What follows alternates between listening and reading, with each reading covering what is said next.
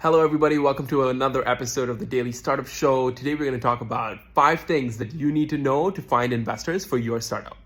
Step 1, identify what stage of a company you're at. Are you generating revenues? Are you having profits? Are you just starting out? There's investors for each and every stage. You got to identify where you're at and match that with the investor appetite as well. Step 2, identify what sector you're in. Because if you're building a healthcare startup and you're reaching out to a fintech investor, guess what? They're not going to respond. And that's a you problem. Step 3 is identifying what exactly it is that you want from these investors. If it's strategic input, you probably want angel investors who have more time to offer but little capital to offer.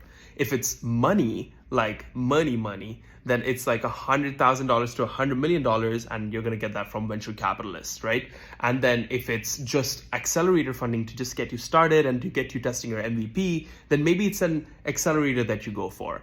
Step 4 is finding out if these investors have invested in competing companies and if you have very small differentiators. Because if that's the case, they're not the right investors for you. They're just going to look under the hood, and then you would have given away your competitive advantage. Step 5, remember that this is a numbers game. Don't take it personally when you get rejections, just like you do when you're applying for jobs, right? You apply for 100 of them, and then maybe 2 or 3 of them pan out with offers. It's the same with investors.